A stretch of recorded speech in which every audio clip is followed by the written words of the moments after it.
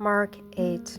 In those days the multitude being very great and having nothing to eat, Jesus called his disciples unto him and said unto them, I have compassion on the multitude, because they have now been with me 3 days and have nothing to eat.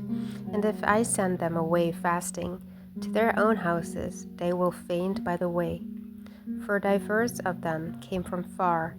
And his disciples answered him, From whence can a man satisfy these men with bread here in the wilderness?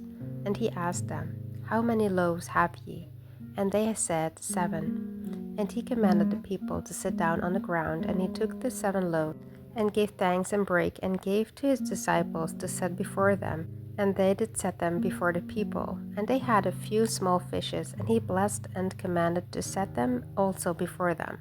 So they eat and were filled, and they took up of the broken meat that was left 7 baskets. And they that had eaten were about 4,000, and he sent them away. And straightway he entered into a ship with his disciples, and came into the parts of Dalmanutha. And the Pharisees came forth and began to question with him, seeking of him a sign from heaven, tempting him. And he sighed deeply in his spirit, and said, Why doeth this generation seek after a sign? Verily I say unto you, there shall no sign be given unto this generation. And he left them, and entering into the ship again, departed to the other side. Now the disciples had forgotten to take bread, neither had they in the ship with them more than 1 loaf. And he charged them, saying, Take heed, beware of the leaven of the Pharisees, and of the leaven of Herod. And they reasoned among themselves, saying, It is because we have no bread. And when Jesus knew it, he said unto them, Why reason ye, because ye have no bread? Perceive ye not yet, neither understand? Have ye your heart yet hardened?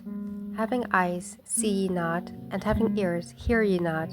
And do ye not remember, when I brake the 5 loaves among 5,000, how many baskets full of fragments took ye up? They say unto him, 12. And when the 7 among 4,000, how many baskets full of fragments took ye up? And they said, 7. And he said unto them, How is it that ye do not understand? And he cometh to Bethsaida, and they bring a blind man unto him, and besought him to touch him. And he took the blind man by the hand, and led him out of the town. And when he had spit on his eyes, and put his hands upon him, he asked him if he saw aught. And he looked up and said, I see men as trees walking. After that he put his hands again upon his eyes, and made him look up. And he was restored, and saw every man clearly. And he sent him away to his house, saying, Neither go into the town, nor tell it to any in the town. And Jesus went out and his disciples into the towns of Caesarea Philippi. And by the way he asked his disciples, saying unto them, Whom do men say that I am? And they answered, John the Baptist. But some say, Elias, and others, one of the prophets.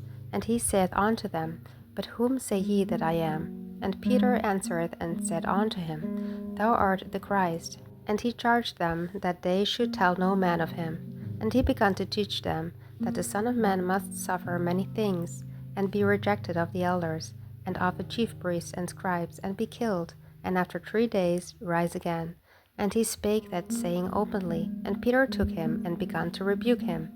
But when he had turned about, and looked on his disciples, he rebuked Peter, saying, Get thee behind me, Satan, for thou sufferest not the things that be of God, but the things that be of man. And when he had called the people unto him, with his disciples also, he said unto them, Whosoever will come after me, let him deny himself, and take up his cross, and follow me.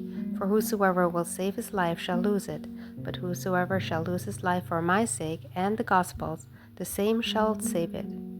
For what shall it profit a man, if he shall gain the whole world and lose his own soul? Or what shall a man give in exchange for his soul?